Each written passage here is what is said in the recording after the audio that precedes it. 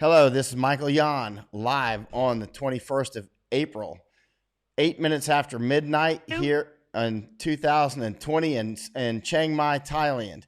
And I'm on the phone with a couple of special guests. One is Al Johnson, not really a guest, but he's going to be regularly on here, and and our mutual friend Sargis Sangari. Al, you take it away, bro. Okay, thanks, Michael. I definitely appreciate you having me and back and on. So, and keep in mind it'll take a few minutes for people to really get on here, so you can kind of take your time I'll on put my tap shoes introducing on. Sargis. I'll put my tap shoes on. So, Okay. luckily, every All so right. anyway, we just wanted to. So you're familiar with Sargis, but I guess for the audience that isn't, just some quick background on how we met. Initially, I met Sargis when we were over in the Middle East. We actually went to Kuwait, and then we were helping him with our EOD unit with some of the shaping operations that they were doing over there. And after that, um, we had some our paths crossed again when we were looking, years ago, same time that you and I were looking at the CCP's information operations and some of Okay. their To be their clear, shaping when you up. say our first met in Middle East, I didn't meet Sargis at that No, time. You were talking our in regard to somebody else's our. correct. Yeah. So when you and I were walking around, with the looking at the CCP shaping and information operations that were going on, about that same time, that's when crossed paths again with Sargis a few years later after the Middle East and Kuwait there, and then it was basically he had a similar mindset, so he understood after presenting him the facts, hey, that's what's going on, so he could see the pattern analysis much as most good military folks can see it, and what they were doing. And so he helped out with providing some information about some of the groups from Asia, or some individuals from some Asian nations that were going to the Middle East, becoming radicalized, and then returning back to their country of origin. And in that, this transnational movement that was going on between regions to create radicalization, to radicalize different parts in the globe, so to speak. He was able to analyze that, but in addition to it, he saw where the Chinese were moving in. So most people don't realize the Chinese were involved in Syria, for example, that they did have some operations going on down there. That the Chinese did have a reach farther than most people think of in the Middle East. And so he saw that, and so we worked with him a little bit on being able to provide some education to various groups. You and I think were there with him in Tokyo in 2015 during the conference. So when you were Right. You're talking about presenting your Al. conference. This is Al Johnson speaking, by the way. And when he says you and I were with Sargis in Tokyo in 2015, he's talking about me in this regard. So it was Al and me at this point. But the times that he was talking about in the Middle East and Iraq, that was not me. That was Al and Sargis and others. Yep. And so in 2015, yeah, that's when you, Michael Yon, Sargis, and me were went to, I think it was Tokyo, and then did a conference. So I was presenting about radicalization. Sargis was presenting about some of the groups that went to, and individuals that went from Japan to the Middle East, got radicalized, and were moving around back in Asia. And then you were presenting on the information warfare for the CCP. And so that's how we knew each other from that. We had that conference in 2015, back then. And as back in 2015, hardly anybody was talking about the Chinese information operations, and how it actually had a nexus within the Middle East. Everybody was looking at the Middle East in isolation. They were looking at it, and there's a lot of elements in the Middle East that are isolated. Sometimes it comes down to tribal. Two families don't like each other, and that's the point of conflict. But there are points of intersection where the Chinese do operate within the Middle East, and that was what the team kind of brought into it. Is everybody had that unique perspective of identifying both the local, the regional, and then the transnational picture about what these groups were doing and how they interrelated and operated, and then what that meant for hometown USA, hometown Japan, hometown South Korea, hometown Thailand. And so that was kind of the background of where we're at. But I do want to, I don't want to waste too much time on this, but I do want to introduce Sargis in his own words. He has kind of an interesting story. So, being honest, Sargis was the first Assyrian Christian that I'd ever met, and so I've heard of him, but I never met one. So Sargis was the first, and he was probably one of the best ambassadors for the Assyrian Christian community, in America, and actually across the world.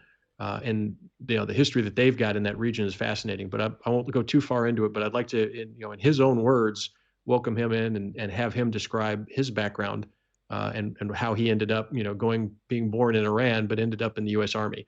So, Colonel Sangari, or Sargis Sangari, glad you're here. And if you would just kind of bring us from, how did you end up from, born in Iran, but how'd you end up, in the U.S. Army, and now you're actually the congressional candidate for the Republican Party, I believe, in 9th District in Illinois. So if you could just briefly bring us into that, your background, and that helps explain some of your unique perspectives on these issues. Thanks very much. I much appreciate it, Mike. You're looking good, buddy. I'm glad you're healthy and staying safe, man. Thank you. No, look, it for me is a matter of pride. I get a chance to have an opportunity to meet guys like you, Mike, and Al. You guys make life. Uh-oh. They do make it dramatic to an extent too, especially with what we decide to do as far as our focus on making sure that the U.S. At various different levels has had all the guidance it needs to make the right decisions, especially with the policy folks. But I was born in Iran. I was there for the Iranian Revolution. Ended up after the Iranian Revolution, the Christian Assyrians were not going to be able to really have a future. Probably if I had stayed in Iran, I probably would have been killed on the battlefields of the Iran-Iraq War. Just like most Assyrians on the Iraq side and the Iran side, would have been probably shot in the back just for my Christian ethnicity. So we came to the United States, settled in Chicago. When I was in high school, I went to a briefing at the University of Chicago Oriental Institute, and there was a briefing about an Assyrian soldier trying to protect the nation in 612 BC. And that soldier's story really kind of set me on the right path. At 20 years in the service, U.S. Army Infantry Special Operational Forces, multiple deployments, 6 years of continuous combat deployments, and a diplomatic mission in Kuwait. I ended up where I met Al. I ended up retiring and setting up the Near East Center for Strategic Engagement. And as you know, Mike, it's the operational and operational academic think tank, and we started giving advice right away for those Assyrian Christians that were fighting against ISIS and ISIL in both Iraq and Syria from 2014 to 2017. So I ran that force structure there, which also allowed us to bring lessons learned to Ray and Thailand to try to let the world community know what the folks were using on the ground when it came to IEDs and how they were operating. The reason I ended up in January of 2015 going to Japan, because we saw how the SCO was still operational within the Middle East, how they were expanding their footprint. And at the same time, I knew that Japan, being one of our allies, needed some guidance and support. So we sat down, talked to their PSIA, and gave them some guidance. What's PSIA? Various different groups. Sargis? PSIA? Sargis? What we call Central Intelligence. Yeah, can you hear me? Yeah. What is PSIA so that people can understand? Yeah, the PSIA is a public security intelligence agency for Japan. So we did have a relationship with them, and we did, warn them about what is happening in Japan itself. Because look, Mike, I don't know if you knew, but going back to 2006, when I was initially in Iraq, 2007, we're picking up not just Al Qaeda Iraq, but there were folks who were picking up who were identifying themselves as being Islamic State. At that time, we didn't know who these folks were. We turned them over to the Iraqi government. I'm not sure if you guys picked up anybody or you knew of anybody who was identifying themselves as Islamic State, but we kind of knew this was coming. And by 2010, fast forward, I talked to my wife. I said, look, I think this thing's going to blow up. If I stay in the military, it would be great for me to stay in for rank advancement, but I don't think my community is going to be ready to. After that diplomatic mission in Kuwait, I came back, and by 2014, I retired. And guess what? The Islamic State was fully operational by then. That's kind of a little background as far as how I come to know these wonderful guys, Mike and Al. Of course, they're much smarter and better looking than me, but I try to hang with them as much as I can. Al, are you there? Yep, still here. Oh, take it, Al. Okay, and one quick thing, another thing besides the PSIA, if you could explain to folks, and this is very, very, very important, SCO, because you mentioned that you were looking at the SCO operations in the Middle East. Well, yeah, we looked at the SCO operations, the Shanghai Cooperation Organization, and I think when we were on stage in January or February of 2015 at the conference that we were at, we knew that really it's the SCO that is expanding, or the Shanghai Cooperation Organization that is expanding both China's ability to operate within the region, and also at the same time allowing countries like Iran that are and others to be able to profit, maybe not by trade where you would trade oil, let's say, for another commodity, but in this case, in the case of the relationship between Iran and China, basically profiting from China's ability to influence the global governments, the global stage. So Iran gives oil to China. China's not going to give them dollars because Iran's under sanction, but China will represent Iran's interests across the board. So when I came back in October of 2015, we published the NEC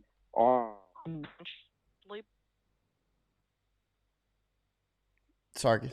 crisis. That was 8 months after. Yeah, go ahead. Oh, we were just breaking up on comms. You're clear. 5-by. Go ahead. Yeah. So we wrote that article October of 2015, which was the new model of power relations in the Middle East crisis. And we looked influence the region and the U.S. And at that time, under the previous administration, remember at this time, President Obama was well on his way of trying to lead the Middle East, and he was pivoting to South America, and had absolutely no interest of trying to block China or the SCO with our allies within the Southeast Asia. So in our article, we highlighted that September of 2012, the Chinese Foreign Minister Wang Yi gave a speech at the Brookings Institute where he presented China's vision of the future and an address that he had titled at that time on New Power Relations. And according to him, as he had stated, that the interests of China and U.S. were clearly divergent. So this would enable the two nations to avoid the kind of frictions that would have sparked a possible war on a global Sargis? concept. Yeah. Go ahead. Again, we're having Can you hear me, Mike? Got you. 5-by. Go ahead. Occasional breaks. Yeah, that's okay. It happens. Live radio always happens. So he was looking at his recommendation was that for us to avoid conflict between U.S. and China, we have to agree to China's vision, basically. Name and communicated also with Iran, with all the other characters of like philosophy, like China, would be a concept that under the Chinese hegemony would be very difficult for people that lived underneath that, and would have to be in accordance to what Beijing wanted us to do. So fast forward to, again, the previous administration being told this, Rice, where she gave her own speech at the Georgetown University. She neither had an articulation of a new American policy or countered China's vision, and actually spoke about how we can maybe promote China's vision for the globe in order to empower it. And this is where we are today. We are suffering from the fact that we bought into China's global vision, going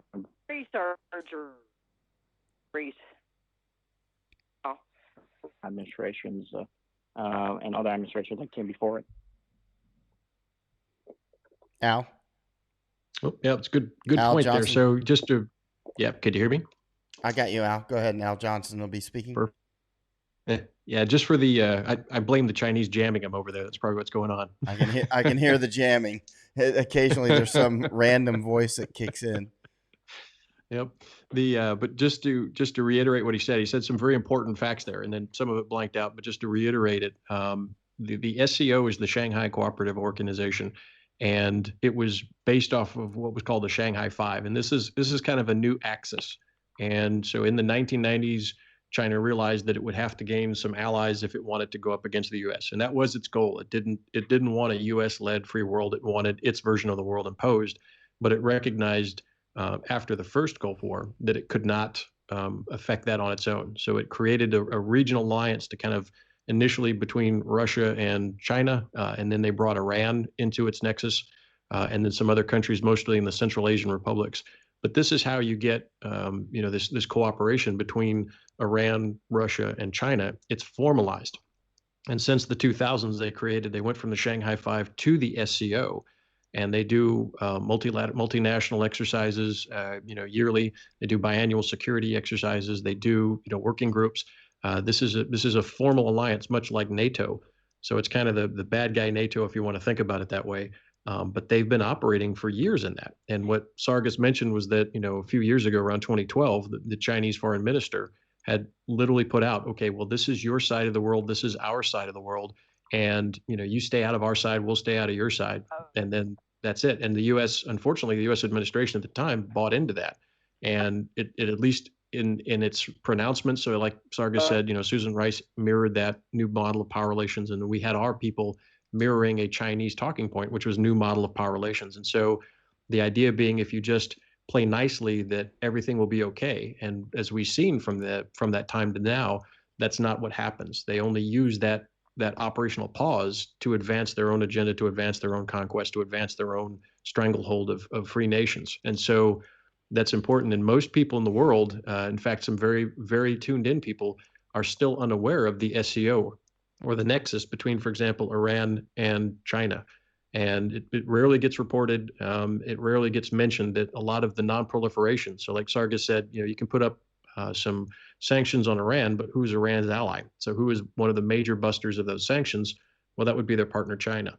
And so, we have to understand that, sometimes these partner nations will advance each other's interest, much as we will, sometimes advance a NATO allied nation interest to be able to move forward. So, being aware of that SCO is important. So, when you hear Sargis say SCO, that's what he's talking about. And good on him that he recognized it years ago and kind of wrote about it, and you recognized it years ago. But many people have never even heard of the SCO and what they do, and then why it is a factor that every time you analyze something, you need to take again explain exactly what is SCO. This is vital for people, and most people don't seem to have any idea what it is.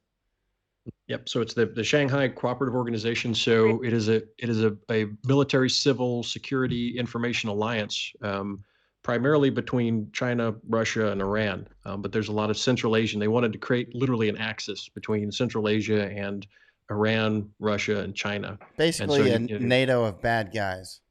Exactly. Yep. It's a new axis. So it's the evil NATO, so to speak. And so they have multinational multilateral exercises every year.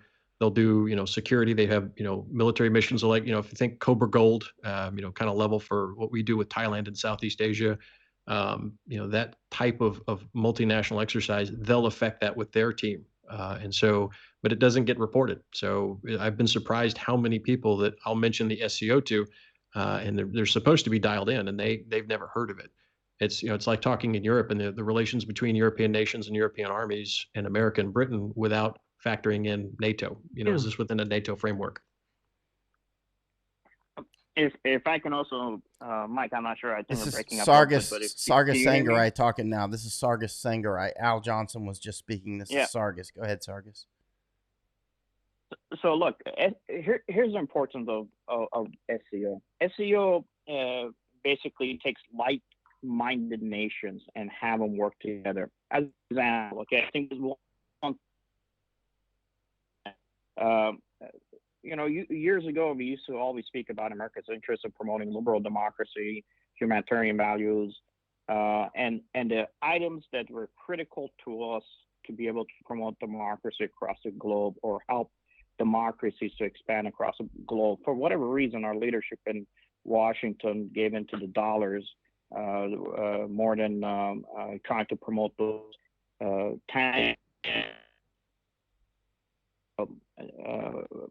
structures within any country that we need to be able to have a relationship with like-minded people. So China, in this case, is a dictatorship.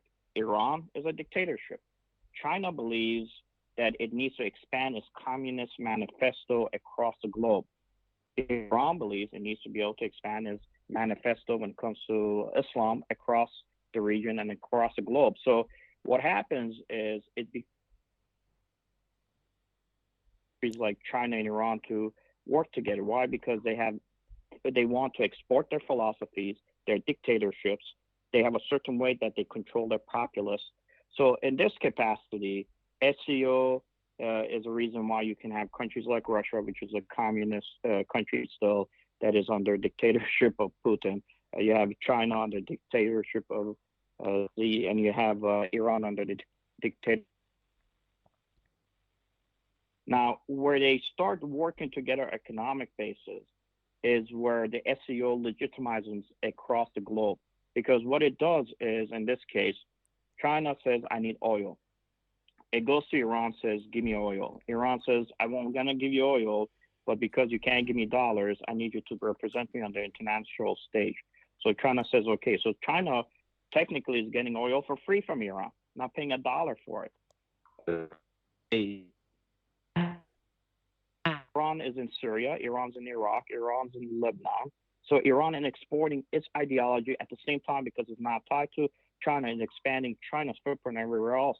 Last year, I wrote an article on backyard wars to kind of explain this to the common person in the Daily Herald, which is a Chicago newspaper, and expanded it to where for China, Iran is its backyard. And by being in Iran, and Lebanon is able to be in Syria, is able to be in the Gulf states, and it can buffer against U.S. policy. As America sits in Afghanistan, as we are still there, China is able to squeeze us, not just from the eastern side of Afghanistan, but also from the western side, because Iran is there. And once it invests money, in this case in Pakistan, as you and me both know, Mike, even years. Sargis, we lost you for about 8 seconds. Yeah. We lost you for about 8 seconds, okay, 10 seconds. So re-say that, please. Yeah.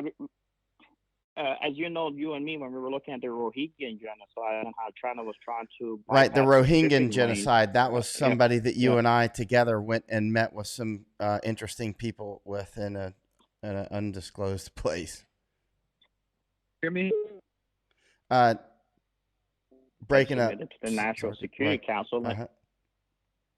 Yeah, it did lead to a white paper that I gave to the National Security Council when I came back, and it also at the same time subsequent our meetings with those people. You correct. Okay, correct. And then I was able to also turn around and give a white paper to Australia as to what China's trying to do in Southeast Asia. So China, look, this is a type of a relationship that a lot of politicians don't see as to why. And China or Iran and Russia are able to operate together so easily. Now, I will tell you one thing, that they do take advantage of each other. You know, in this case, China tries to ensure that Iran is under its fear by giving it all the junk that it has, but paying nothing else and giving it some influence on the global stage. And Iran, has to execute Middle East, which is the reason why Shanghai Cooperation Organization on the military side of the house is able to do operations in the Persian Gulf, to include where if you look over the skies of Syria at any given time, you got 5 different countries flying around, and a lot of them are flying off of even Chinese carriers. Getting the training and the operational experience that they need to be able to sustain themselves against this global war as China sees it against the United States. Al? Good stuff. Now, want to kind of bring that back home. So, we recognize, that there is a global war. Recognize that there's a lot of nexuses between, the Middle East and China, and then, in other areas that we won't even get into because there's so many. But one thing that I want to hit, and one of the reasons I think that Sargis is running for, correct me if I'm wrong here, the ninth congressional district in Illinois, or for the U.S. Congress, correct? Yes, actually, I'm not a candidate. I'm actually the nominee from the Republican side, so I am definitely in the election all the way through 3 November. So 3 November, the members of the 9th Congressional District can make a decision if I'm in Congress or not. Okay, and then so part of it now, what made you want to run? Why did you you're looking at these 10,000-foot level issues, these 50,000-foot issues, and that sort of thing globally. What made you want to go to Chicago or back home and be able to run for Congress? Because I realized that we're ceding territories to the Chinese, and especially for me being on the ground fighting in Iraq, Syria, I realized that we're literally ceding areas that are going to be against American interests. And for a guy who's down when your buddy's dying in a specific location, you remember it. And every time you drive past that location, you go back to that region, and you're like, that's where my friend died, but we have turned over all this blood and all this sacrifice, all this time to folks that have no interest in ensuring that American values are promoted, that American interests are taken care of. Then I said, if you're not at the table, you're not going to have a say. When I had briefed the National Security Council that asked somebody from State Department, a deputy, to come and meet with me in Chicago. I'm not going to say his name, but he came down to meet, and there was a document that we had worked on for 6 years from the U.S. side. You had guys from state, from military working on it. I went down to Iraq within a weekend. We were able to finalize an agreement between the various different political parties and presented that. And they asked me, he said, why am I talking to you? I said, because did you read this document that we were able to finally get over a weekend that everybody had been working on for 6 years? He said, no. I said, it was opened by you in March, for God's sakes. And now we're looking at late, September, October, and you haven't even looked at it. At least make us pretend like you care. And it was just a waste of time. And I said, why am I doing this? I might as well go get in Congress and then start setting the stage right through legislation to ensure these individuals do not continuously keep on destroying our U.S. presence within the regions. Look, my grandmother, who was born in an Assyrian woman born in a village in northern Iran, named 3 of her sons: Coolidge, which was my dad's name, Wilson, and Harding. She named them after the 3 presidents of the United States. Here's a woman who northern Iran naming her kids after presidents of the United States. Why? Because after World War II, U.S. had some credibility. You go find somebody in the Middle East who's naming their kid Clinton, Bush, or Obama. Nobody, because we've lost a lot of credibility. And to me, I've been dedicated all these years to serving my nation here. I don't want to see my nation garner a black eye.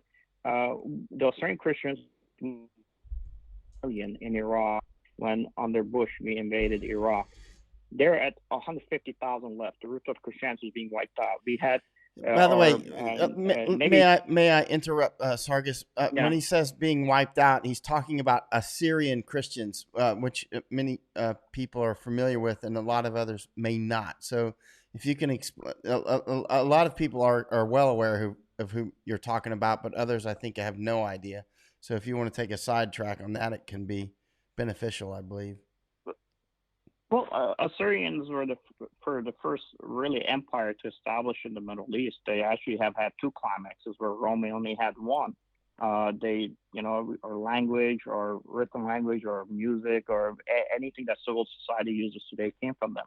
The nation fell in 612 BC. However, it was the first nation to ever accept the Judeo-Christian ideology when Jonah went into Nineveh. And so if it wasn't for the Assyrian Nineveh Christian is northern church, Iraq. It's a province in northern Iraq. Where Mosul is the capital. It borders Syria and it borders Turkey. Correct. And if it wasn't for the Assyrian Christian Church, you wouldn't have expanded Christianity to out Asia, into Mongolia, into Japan, into Philippines, into Korea. Those churches initially that were established in Southeast Asia were all established based on the Assyrian Church.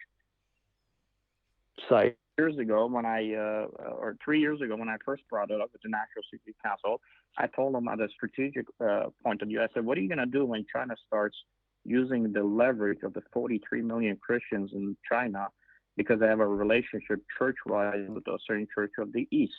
Are you ever going to counter that? No answer. 2 years later, revisited, still no answer.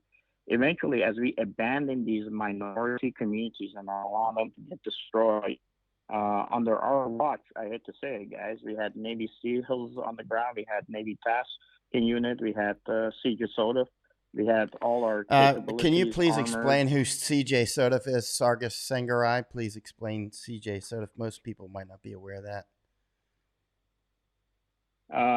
Yeah, maybe I'm getting into the weeds a little bit, but it's the Special Operation Command, basically. Combined Joint Special Operations Force.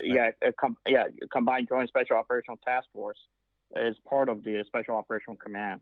And in this case, it was the Arabian Peninsula, CJ SOTF. We had folks on the ground, and we couldn't secure the minorities. They got absolutely destroyed and killed.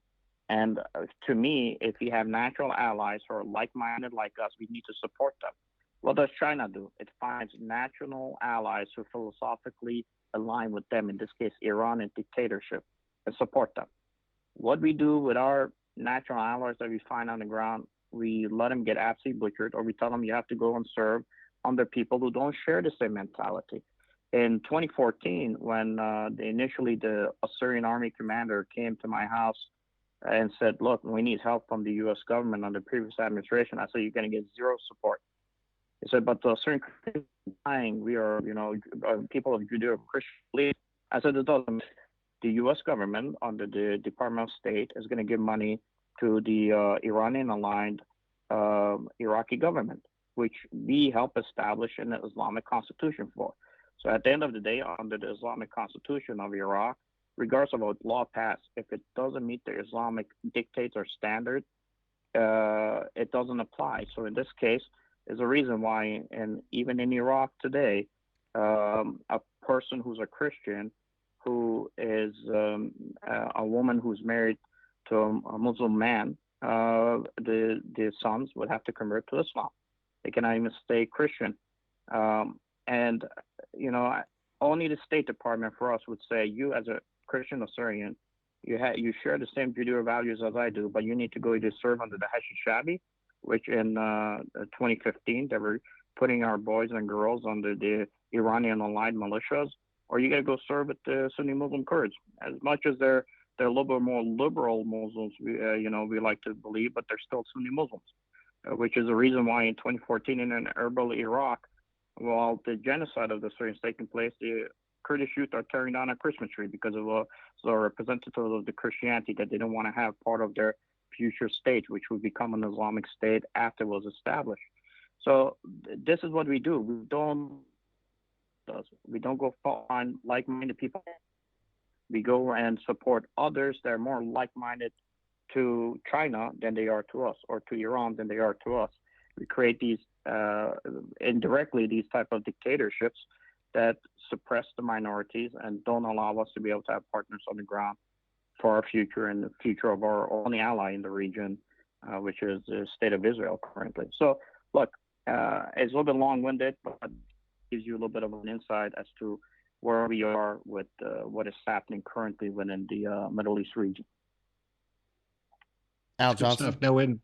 Now in Congress, what would be some of your goals in there? I know you're focused very much on that, but what could you do from the 9th district to kind of work against those sorts of things against the United States? How do you affect that at your sitting at the desk in the 9th congressional district in Chicago? So manufacturing base back here. You want to defeat the SCO in China? It's very simple. Move Again, the manufacturing base again, back. the Sargis, the SCO. You just throw that out there, but that's a big term. You might want to explain it one more time. That's basically the NATO of bad guys. Yes, is a NATO of bad guys for the more common term, and it was created to defeat the United States and NATO. So Shanghai Cooperation Organization, which the lead four are the Chinese, basically its job is to try to defeat NATO and the United States influence globally. And it does it through economics, and it does it operationally if need be. How does it do economics? Well, just gave the example of how it works with Iran. It goes into Iran. It takes oil free from Iran, but in this case, defends Iran on the international stage, which means a lot of the dollars that the U.S. currently uses for China. So we build our plants with our money, some of it with our taxpayer money. China uses. Breaking up again, Sargis. And an influence within the regions. So China uses those manufacturing bases that we built through our dollars, whether it be private business or a lot of it came out of our taxpayer money, and to defeat us globally for their own interests. So they could be. We're having a challenging link with Sargis in Chicago. Mike, can you hear me now? Yeah, we're having a challenging link with you. It kind of sometimes it's quite good, and other times it drifts in and out. I wouldn't be surprised. We're probably getting a little bit. Getting a little jamming there. Getting a little bit of jamming, but it's okay. Look, base for the Shanghai Cooperation Organization, this juggernaut, this anti-NATO capability. The money that we spend on those manufacturing bases build China's ability to counter us. But we started this long time ago, even under Clinton, and I know Mike would probably know this. The Chinese couldn't even do airfield seizures, but because we loaded up a lot of our technologies and we send it to the Chinese, even going back to under Clinton time, they were able to conduct airfield seizures when I was in the service, when we got briefed about their operational capabilities. And we've grown this for them through our dollars, okay? Now, they use that manufacturing base to try to defeat us and to try to defeat our influence and try to go against our national security policies wherever it is on the globe, whether it be Southeast Asia or even to include in the Middle East. It's very simple. How do they do it? They take those manufacturing bases, as an example, we just found out a couple of days ago. They make a mask for 80 cents and they sell it back to us for $8. Or what they do, as soon as the Wuhan virus broke, they still, because they knew they were going to take a economic hit, they allowed a lot of individuals from China to travel to the rest of Europe and even to the United States because they wanted to even out the playing field on the economic hit. So what ends up happening, the U.S. is now on the lockdown. We're suffering economically because China's goal is to make sure that we're always dependent on them. How else does it defeat us? It's very simple. It sends people from China to our universities here. And we're not talking about American Chinese. We're talking about Chinese that are sent here, that are members of the Chinese Communist Party, getting educated in our universities to the best of their ability, using our taxpayer money for support and grants. And then they go back and create systems, whether it be military or economic, to defeat us. So we have to get to a point eventually, say, why are we doing this to ourselves? And the best way to do it is force all those manufacturing bases to understand that when you're dealing with China, you're traded to the United States. You're dealing with the enemies of the nation, and you're dealing against individuals and organizations that are dictatorships and care less about human rights could care less about promoting democracy across the board. Bring those manufacturing bases back to the United States, or give them to the nations and areas that are like-minded like us. There's plenty of them out there. And then if you do that, now you're building your friends and capacity, and now you're fighting in the backyard of China.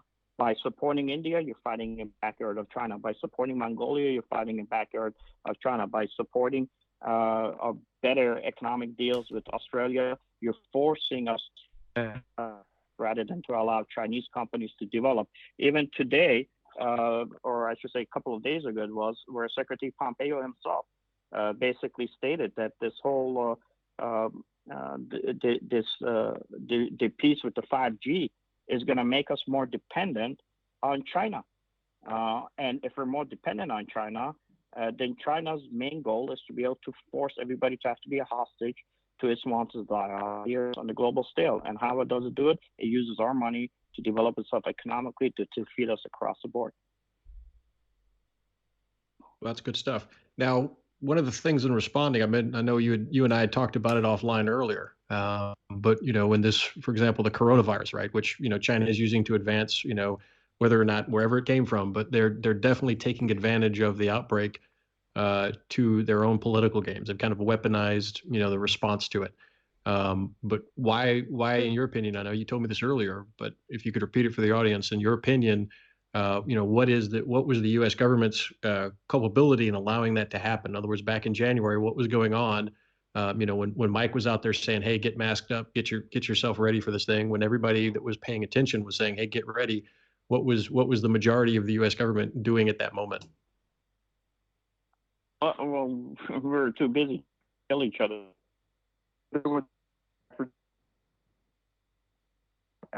Korea on December 7th.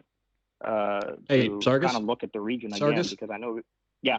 Yeah, that first 10 seconds hear me? was that first 10 seconds had a crossed wire or something. Could you go back over that first 10 seconds again and your intro to that again? Yeah, we were too busy fighting ourselves internally. And I know you've asked me about Thailand before, but look, as early as December 7th, I went to Korea because we were looking at partnering with South Korea, to be able to help us in the region in Iraq and Syria. And that was something I came back and I briefed the State Department about our national allies. Look, I have a lot of Korean Americans in my district, and this was going to also help us across the board to be able to support Korea to a point where Korea in the future, I was one of the first ones that said that whether we like it or not, North Korea, South Korea, it has to be early. Make just you try to defeat China, you got to fight them in that backyard. As early as 2016, 2017, I mentioned it in our articles. But I was there doing a regional assessment. We knew this was going to happen.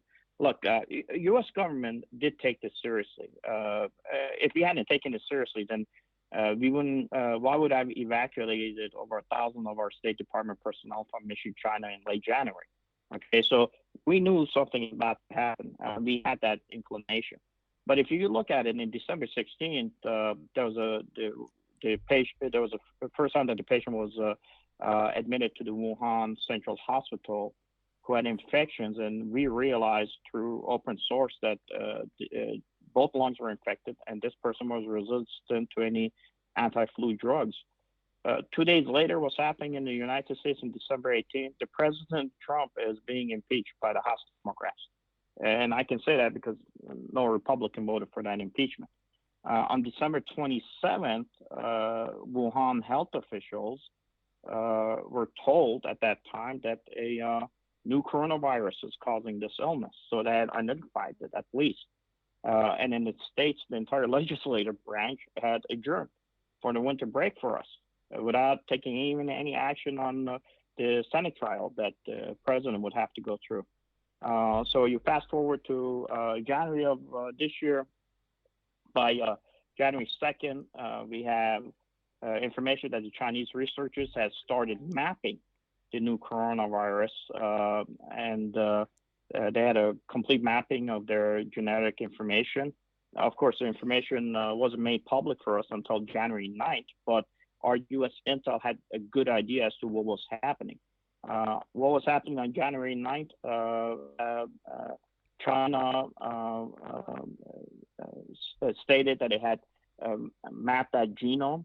And on the same day, on January 9th, in the States House, Speaker Pelosi, in this case, was stating that she would deliver the articles of impeachment to the Senate as soon as possible. It was by January 12th, there were 5 genomes of the SARS-CoV-2 had been isolated from Wuhan, and it was even reported, believe it or not, by the Chinese Center for Disease Control and Prevention, Derek Wong of our CDC, and by other institutions. Right now we have documents that we have received that showed that the head of the Chinese National Health Commission at that time, Mr. Ma, had laid out an assessment as to what was going to happen with the situation in China going back to January 14, where at that time it was a confidential teleconference with the provincial health officials. They had talked about what President Xi, Prime Minister Li, Vice Premier Sun had recommended as to do across the board to be able to stop this virus.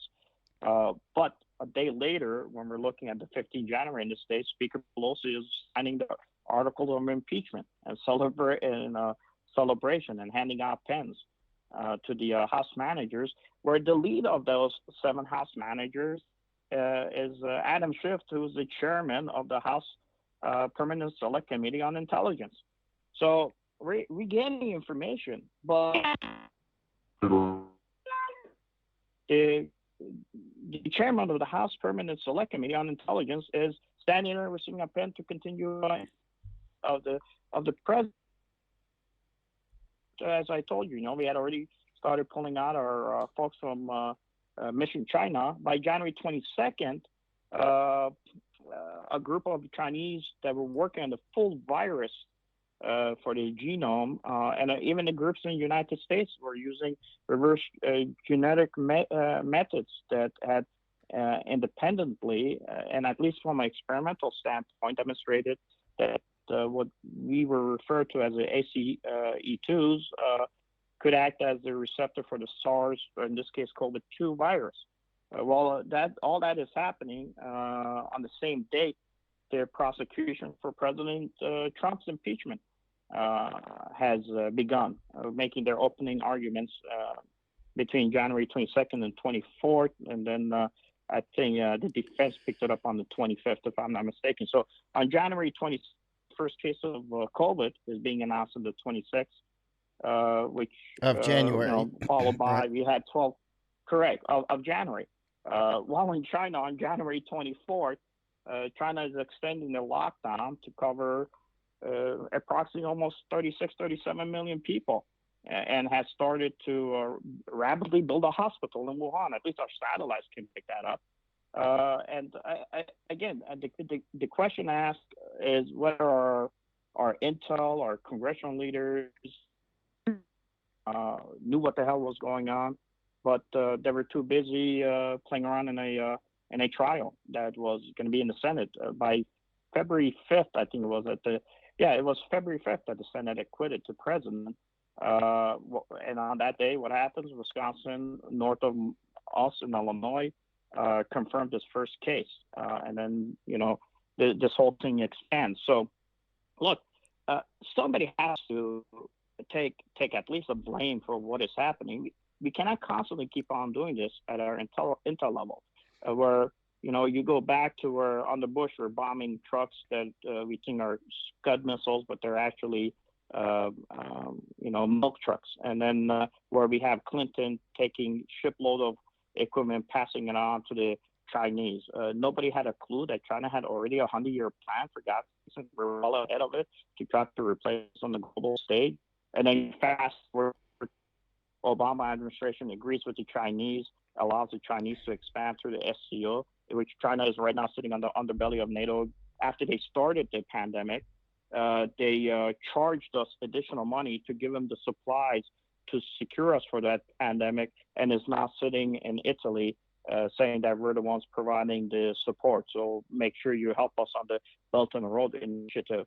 And then you fast forward to where we are today, our intel folks have gotten information about what is happening with COVID, and the State Department is evacuating their folks, but our intel committee chairs sitting in Congress are trying to bash each other in the head. Today, we know that China is actively working through all its governmental apparatus to try to defeat the United States. And when we say all this governmental apparatus, we're talking about their military, their education, their news, their economic capabilities, whatever they can, which is the reason why they send their students here to get educated, to go back and build the needed equipment and infrastructure for them to defeat America on a global stage. They do the same thing. Even I gave a talk at the anti-money laundering conference in Washington last year, and I called it hyper Hawala. Hyper Hawala is what China uses to try to expand. Can you explain what Hawala is? A lot of people have no idea what you're talking about. That's a very important issue on threat finance and tracking enemy money. Yeah, so Hawala basically it's a means of moving money outside of the regular banking systems. As an example, I have a cousin that is in, let's say, in Iraq. I want to give him money. I give money to a family member of a person who knows my cousin. I give that money here in the United States. It doesn't move. His family member who has now money there gives it to my cousin. So there's no transaction showing that there's money being moved. Sometimes it's done often with just text. It's just done. It's just basically an improvised Western Union, and there's gazillions of them out there. Correct, and China using them to their benefit. Where does it become a hyper Hawala? Sometimes they do it through their institutions here. There's churches that are here in the United States. We're not talking about churches that are tied to Taiwan. We're not talking about churches that are Chinese American churches here in the United States, but churches that have an actual relationship that were established through old relationship with the Chinese government. Okay, and these churches will move money on behalf of China through donations. Now, it's all legal if you look at it from how a 501c3 does it, but China influences that money movement to be able to get its folks where it wants to. Okay, to be clear, this is important. This is important. Where are these churches located? Majority of them are located on the west coast of our nation, where they can have positions of influence that can influence our overall politics. When we talk about Russia's influence or China's influence, China knows how our electoral colleges work. It understands that if it can penetrate certain states, it can possibly influence what our elections look like. Can you slow down, Sargis? It's difficult for some people to understand because there's garbled communications and you're talking a little too fast. Those things together are making it difficult.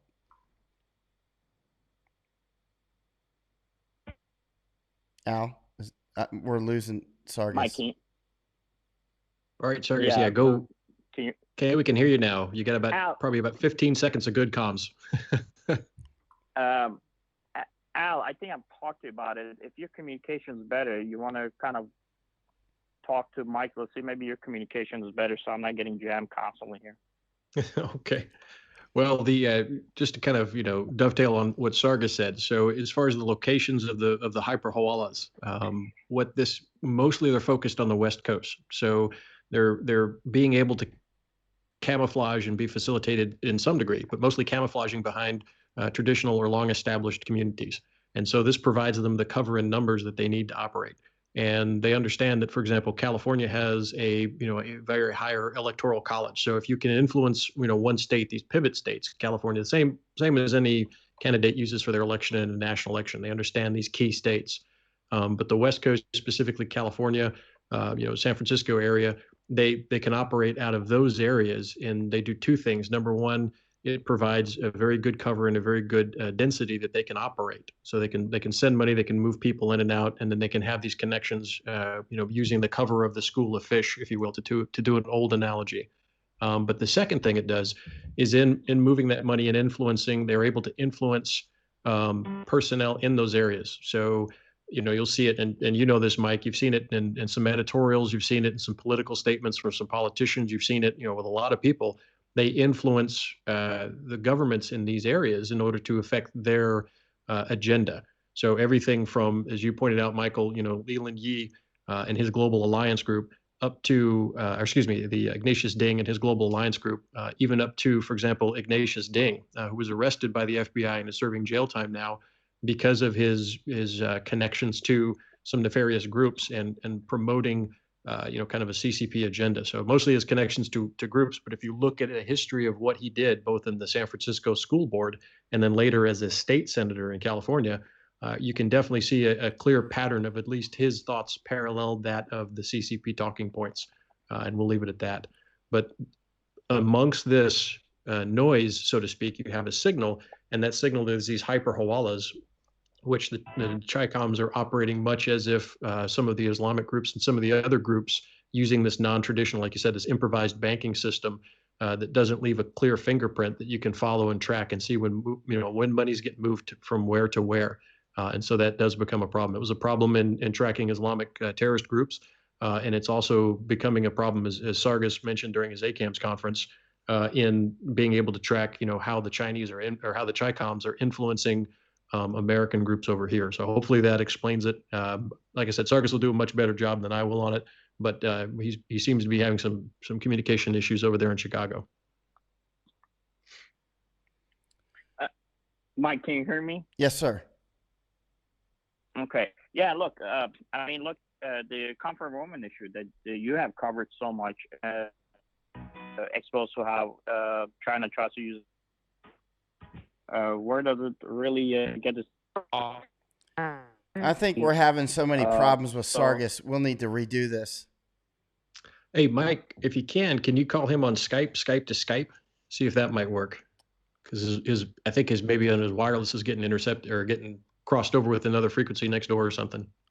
Technically we can, but I don't have a Skype programmed in, so that's a negative. Okay. Future, we could do this, Mike. If you can hear me, we could continue this discussion in the future. But this kind of highlights a lot of the issues that we have. And if you guys can hear me on the other end, the best way to defeat China is to absolutely gut its manufacturing base, gut it and put it other places. If not in the United States, other countries that are like-minded like us. And then this way, you'll definitely be able to collapse the Chinese Communist Party and the government internally and expose all their networks. Sargis, let's do... Mike, did you hear me? Let's pick this up on another time, but we'll do it on a better... this is simply not working well. I think it's probably frustrating for people that when you're clear, you're quite clear. At other times, you're not. Al, can you take it? Sure. Yeah. Well, like I said, Sargis, can we have you back at another day, and we'll try to get a little better comms going to you? Yes, I'd love to talk. Al, let's go ahead and. Okay, we'll contact you later, Sargis. But just real quick, what if people want more information about you? Where can they go on the internet? For the Near East, they could go to the Near East Center for Strategic Engagement.com. For United Assyrian Appeal, which is a 501c3, they could go to UnitedAssyrianAppeal.org. And of course, for our campaign, for my campaign, they could go to both things. Breaking up too much, Al. Let's take it. Okay. Well, thank you very much, Sargis. If you can hear us, we do apologize. Thank you very much for your time. And like Mike said, I'll try to get you back here shortly. Thanks for coming on, Sargis. Okay, guys. God bless. Bring you back on soon. All right, Al, take it. Okay. So yeah, he covered some really good points there. And that's, I think probably, looking at the comments that are coming up here in the live chat, a lot of people have asked, a number of times about SCO. And that reflects, what I've seen. I even talked to a former MI5 guy that didn't know about the SCO, and he was recently out. So it was kind of, okay. It's interesting. You might want to explain who MI5 is to a lot of people who have no idea. Oh, you're kidding. Okay, so Well, come sorry. on, man. You're right. You're right. It's true. No, Or you're right. who knows who? You just said that an MI5 guy didn't know who SCO is. So, That's there's true. a lot of people that don't know who MI5 is. Point taken. You are very correct. So MI5 is the British one arm of the British intelligence service, and so there's one arm that kind of, at least the way it's been explained to me, and somebody may have a legal definition that's better, but we'll just leave it as it's British intelligence, and so there are even people whose job it is to go out and to look at the threats that are out there, and they're unaware of the SCO. So, like I said, my comparison would be as if somebody's talking about Europe and America and how they move in political military alliances without talking about NATO. So if somebody says, "Hey, there's NATO," and they don't know about NATO, or in World War II, a good analogy is, you're talking about Germany, but not talking about the Axis or nations that are allied to it. And so we have to understand that many nations and groups operate within their own interests, but on some occasions you will have nations that will operate within their allies' interests, and without recognizing that China does have allies, and those allies are also our adversaries. So, for example, Iran. We have to look at when we see Iran do something, and some people scratch their heads and they don't understand exactly why they do it. Well, are they doing it for themselves, or knowing the structure of the SCO, are they doing it to advance, China's interest? Did China say, "Hey, let's do a deal here. You promote this, you move this forward, and then we're good"? So you have to understand that there are certain nations within the SCO, the Shanghai Cooperative Organization, that will operate within to further the organization's interests as well, as partner nations within that. And that's a key piece that, for whatever reason, has been neglected in the public discourse for, as far as I can remember, since the formation of the SCO, and even before that, the predecessor to the SCO, which is the Shanghai Five. So that's important, I think, for your readers to have. And now your readers are actually probably more educated than a lot of people that get paid to do this kind of thing. So you guys are a step ahead, so that's good. Yeah. Al, you're way ahead of a lot of the people on this sort of thing. I mean, for instance, on the comfort women issue, you're the one that brought it to me. So you're the one that actually, a lot of people are saying that I discovered. I didn't. You brought it to me. And so, and you were way ahead of the ballpark on that one, which has been vital. That the comfort women issue is nothing more than an information operation, just like accusing the United States of introducing the virus. We didn't do it. It's very clear that we didn't do it. And I'm not saying that the comfort women issue was not a real issue at one point, but anyway, Al, you and I need to get on and talk about comfort women issue together on a completely separate podcast.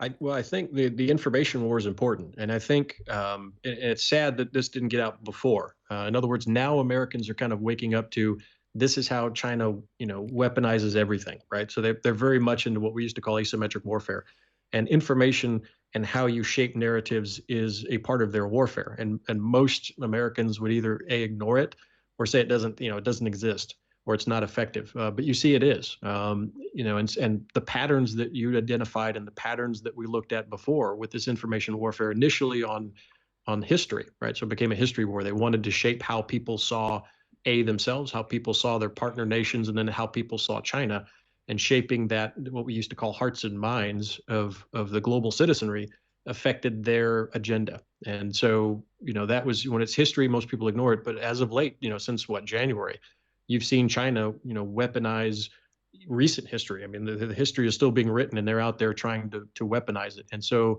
if you would recognize the patterns and know the playbook of the Chinese during this history war period, when they were taking issues and transforming it, either exaggerating it or making it up out of whole cloth, or focusing in on certain issues that did happen. But if they knew that playbook from China, they would be more prepared now to understand, and they would not be surprised by what China has done lately with this coronavirus history. In fact, there's a link on your page you put up there, which is nice, about the video that the Chinese government is putting out in the Middle East in Arabic. And that is, it specifically talks about the U.S. military putting that out there. Now, if you watch U.S. news, you're going to hear maybe that the Chinese foreign minister made a statement on his Twitter, and then he retracted it, saying, "Well, that's my personal opinion. That's not the Chinese official state line." And then the matter's dropped and it goes away. It didn't. The Chinese are invested in these talking points in the Middle East, and so you'll see the video. It's on your webpage there, about.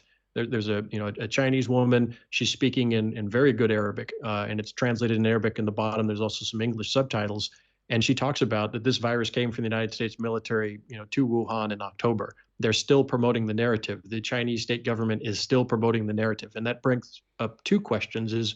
One is, why is this not being talked about in the United States? In other words, that news story hasn't really received as much traction in the United States as it did. That the link on your website is actually from Indian News Network. It's the WION channel, which has surprisingly been more accurate and in-depth than anything I've seen on the U.S. side. I'm almost stopped watching U.S. news because there's no information. Well, is it really out. News? It's not news, Al. You and I both know that.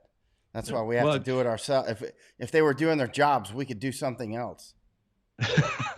That's a T-shirt right there. If they were doing their jobs, we could do something else. That's actually very good. So that works. But again, it goes back to, like you said, a good podcast on, or a good vlog here on the information war and understanding China's playbook, because the pattern doesn't really change. The pattern, it maintains itself. And so if you know their playbook, you know their pattern. They've done it before. They're doing it now. They'll do it again. And the question is, is the U.S. and the free nations of the world simply going to cede, the intellectual, the emotional narrative to an adversarial power, or are they going to counter it? And if people remember back in World War II, a huge front for the United States was ideologically defining their adversaries, and then ideologically defining who we are. I mean, Frank Capra and all that. It was a massive undertaking to do that. Later on during the Cold War, that was revitalized a couple of times, where we had to define ourselves, and you had to take that hearts and minds. You had to make a case for what is our value, what are we, what is the history of this thing, the real history, and show people the truth. In that video that I made for your listeners, June Chang, who wrote Mao the Unknown Story, she came about, her realization, her epistemological moment came from being exposed to the truth. So the best weapon, in my opinion, that we have, and Sargis Sangari talked about the best weapon is bringing industry back over here, remove that, basically our subsidization of the Chinese government through manufacturing and technological transfers and investment. Take that away from them. Stop subsidizing the nation that wants to defeat you. That's his method. My method, I would add to that and say it's almost equally important, is simply expose the lies of the Chinese Communist Party, expose the truth about what is going on. Why don't we do that is also important. When looking at, with these corporate media folks, why aren't you talking about it? In other words, sometimes we'll go 70 years in the past and say, oh, this is a tragedy, this is horrible. Oh yeah, it was. But what about today? What are the violations that go on today? And that's important. So you're absolutely right going on about, I think it's a good thing to talk about the playbook that China has and that you exposed in the history wars, because that way people will understand and can recognize that pattern when it occurs now in the, the coronavirus, PR wars, so to speak. Yeah. Jan Benning points out, America sent tons of PPE in January to China, and then China threatened to cut off our pharmaceuticals. That's what you get. That's what you get for dealing with, it's the old scorpion and the frog, or whichever version of that story you want to hear. And that's what we're dealing with China. It's a criminal organization, the Chinese Communist Party. Al's been watching it for years, as have I and many others. Al?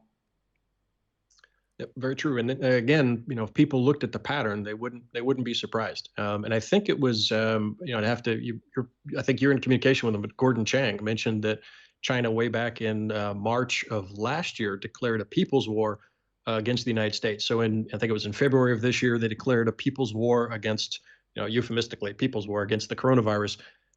And that made some news over here. But what didn't make a lot of news, but that, Gordon Chang was good about bringing it to the fore, is that there was a people's war against, the United States. And, their people's war is just their government. So the government openly declared the U.S. an adversarial power in March of last year.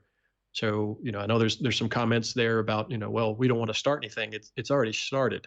We're at war with China. It only takes one to tango. This nonsense that it takes two to tango is absolute nonsense.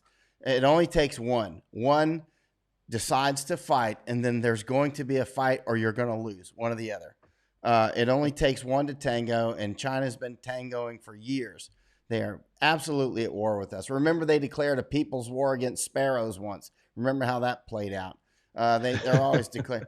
You know, Al can explain that if he likes, but it's a really.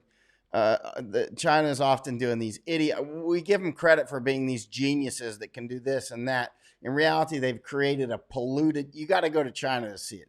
For people who've been to China, you need a machete to cut through the pollution. It's so pathetic and thick. You can see it. Go to YouTube and look at the pollution rolling into Chinese cities like Beijing. You know, time-lapse photography. You can see thick air rolling in like a wave, like a tsunami of filth. It's unbelievable. When I'm there, it's unbelievable. You know, there's a reason why a lot of people wear masks over here. And it's not just for the virus. It's because of the PPE. Anyway, long story, but the bottom line is they're not geniuses. They're smart, but they are also just criminals. So they don't have rules that they play by. When you don't play by any rules whatsoever, your ability to, you know, break into people's cars every day, you know, well, as they've been doing for years, Al.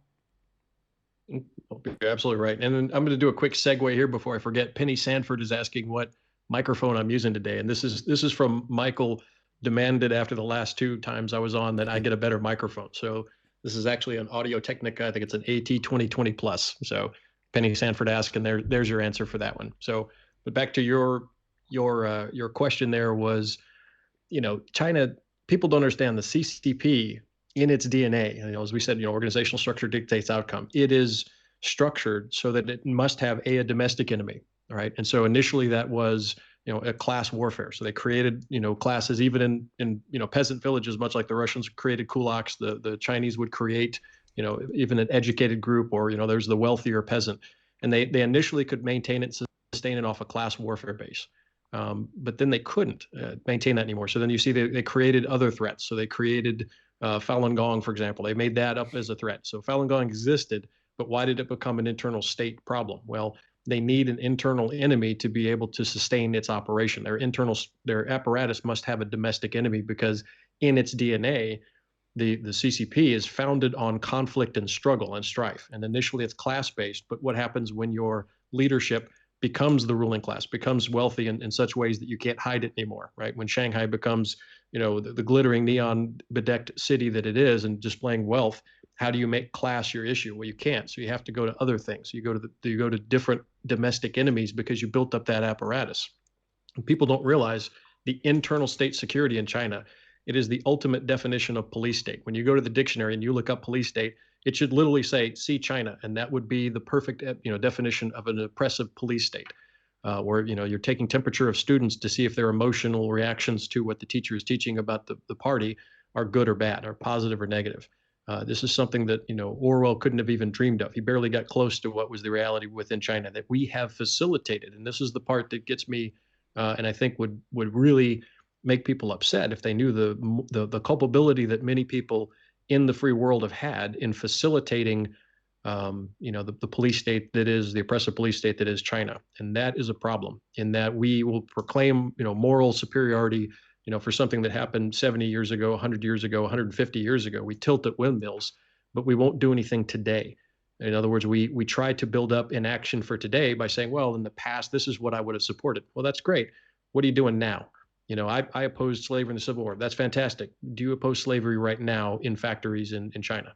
And then you get silence. And in some cases, the very same people that will sit there and be the loudest about, oh, you know, this was a horrible historical act, are the very ones that are the most silent or the most collaborative on promoting that very same violation today. Yeah, and we're also, this is a sticky point, Al. I mean, this is a vital point. It's incredible. I mean, you're right. So many people complain about, oh, I'm so against slavery, and then absolutely engaging in it. But look at what I have to deal with here. I use Apple products. They're made in China. How can I get these things? We're trying to get you to use the same software that I'm using so we can do podcast. And here's the nitty gritty right here.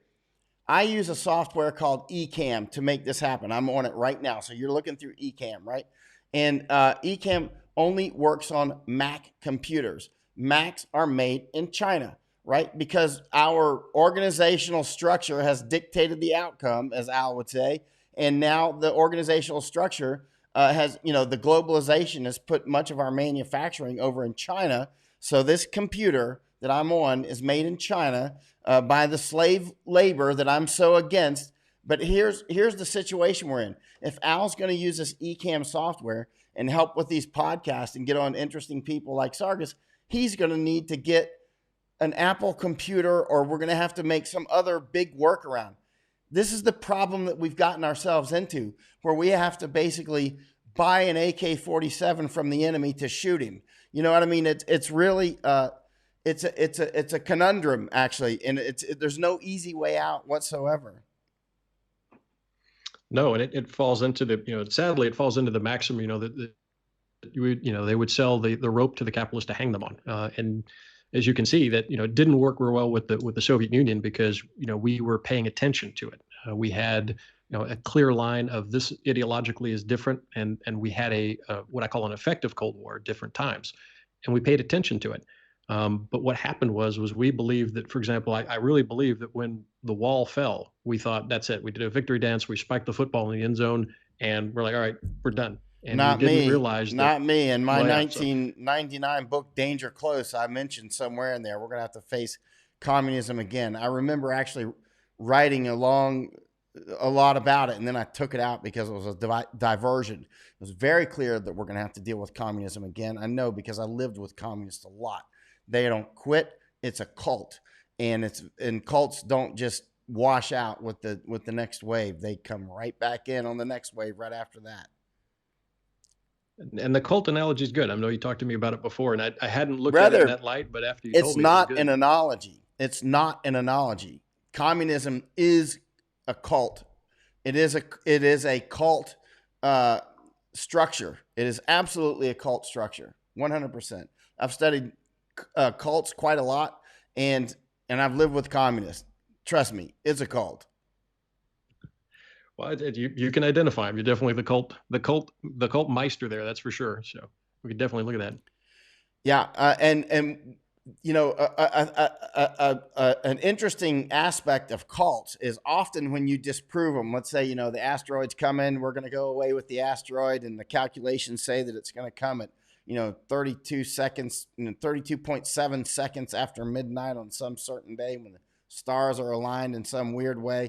And all the cult people are like, yeah, let's do that. And so they give up all their worldly goods. I'm not using that example of the one where the guys cut off their testicles. I'm just kind of roughly, pattern, if you know the one I'm talking about. But then the thing doesn't happen, right? The great pumpkin doesn't come, right? So often the cults don't even vanish. They redouble in their recruitment efforts, and the cult grows. So after the cult has been proven wrong, it grows. Every time, when communism is proven wrong, they retrench. And they retrench and they go, well, the reason it doesn't work is because the whole world's not communist. So we have to make the whole world communist. So this is a proselytizing cult. So it goes out there and says, and furthermore, if you don't want to be communist, we will shoot you. So, it's one of those sorts of cults. It's one of those join us or die sort of cults. That's communism. It's a straight up cult. I'm always concerned when I see Germans in basements, writing a new philosophy book. We never know what's going to come out of that basement next. Good point. Hey, the couple of the questions here on the side, and I'm not following this right now. Do you know anything about? There's like 5 or 6 of these questions about oil being traded at certain barrels. They're giving it away, Al. They're going to start. It looks like they're already paying people.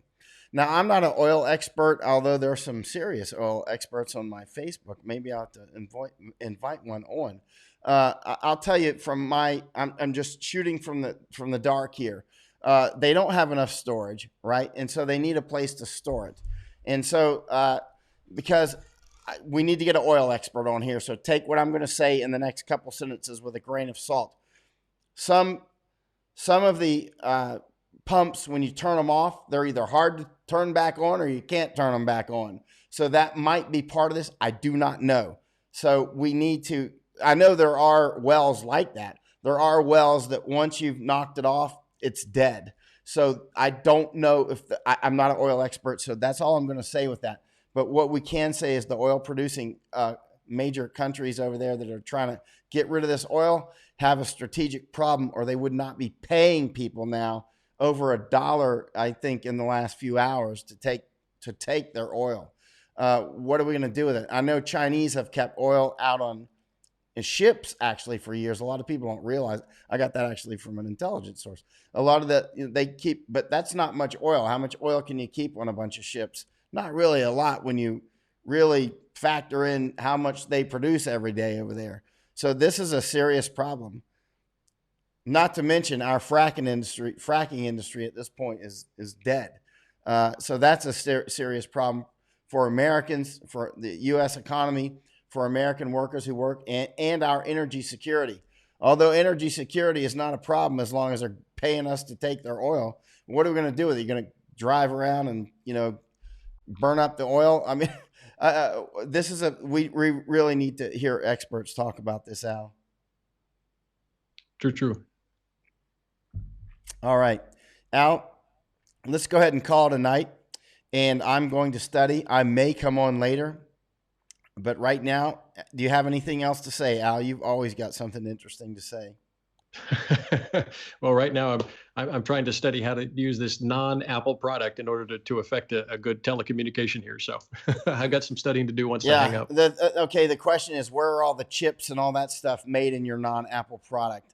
You know what I mean? This is the conundrum we've got in. We like, pharmaceuticals. Most of the pharmaceuticals in the United States are made in China, or the NPIs and non-pharmaceutical ingredients are made in China. So you might go, okay, I'm going to boycott China. I'm not going to use any Chinese products, and I'm dead because I need some sort of medicine that's, a life-sustaining medicine. This is the situation that our leaders who didn't store masks got us into. The leaders who lied to us. That I'm not representing Al when I say I'm representing Michael Young.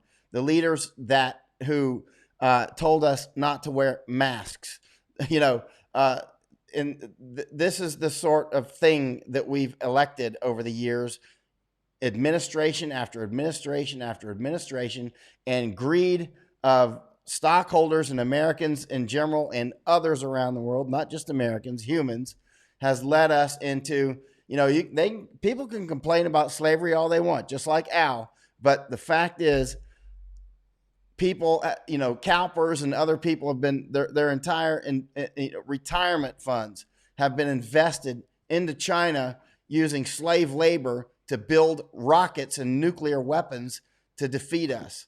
I mean, this is the situation that we've gotten ourselves into.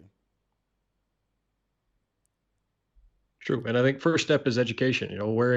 Be it awareness of the problem is the first step in solving the problem. That applies for most things. So I think that's important to do in this case. And I think this, unfortunately, the pandemic happened, but it allows people an opportunity to, peer behind the curtain and see how things actually operate. And maybe that will be a impetus for change. Let's hope so. Al does have a Facebook. Al, can you post your Facebook, and then I'll click that comment so that it goes up on the top. Okay. Let's see. I'm an old guy, so it'll take me about a minute here to post that, but I will post it here. By the way, Al previously was an EOD officer who did a couple of tours in Iraq. And now he's moved on to, I don't know if bigger and better things, because it's hard to get bigger and better than EOD, explosive ordnance disposal, Elvis. Well, we just drank a lot. But no, and the second was actually CENTCOM. So we had 21 nations that we kind of tried to run around to. So that's how we ended up in, Kyrgyzstan and, everywhere from, Kuwait, Kyrgyzstan, Saudi Arabia, Jordan, Lebanon. So the picture of me they may see out there in Army Times is Lebanon. That's what I was doing there. But that was a CENTCOM mission was the second one. So that was, 21 nations. And that kind of, brought me into the Central Asian republics. And that was quite interesting to see how those former Soviet satellites or, puppet states, what they were doing now. And so it was quite interesting. So. By the way, you'll see Al posting on my Facebook now. So sometimes you'll see posts up there that don't look like they came for me. If you look closely, it'll have Al's name. He's actually got a password, so he's actually posting. Al Johnson is posting on my Facebook regularly. It'll be the ones that aren't articulate. So you write far better than I do. So when you see the inarticulate ones, those are for me. You're too Big kind. pictures. That's what I do. You're too kind, brother Al. All right, let's punch out for well, now. I'll let you go. You need some sleep. I'm not going to get sleep. I've already slept. I'm going to be working until sunrise. All right. Hey, are you still fasting? I didn't even ask. Yeah, I'm fasting. This is day 12. Day 12 with zero food. And actually, Soy, whom Al knows as well, told me yesterday she's going to go ahead and go for 21 days. So I said, I'll go with you. We'll go to 21. So this is day 12. So, and I feel great. I feel fantastic, actually. Nice. Well, you had one of your fans ask about, did you, is it a bigger hat or does your face shrink? So it sounds like your face shrank. My face is shrinking. The incredible shrinking face. All right. Al. You have a good night. Talk with you soon. Bye. And I'll go ahead and punch out as well here. And I may come on later. I want to study up on the virus a little more. There's so many interesting things going on with this. And I'm going to punch out for now. Thanks for coming on. Mike out.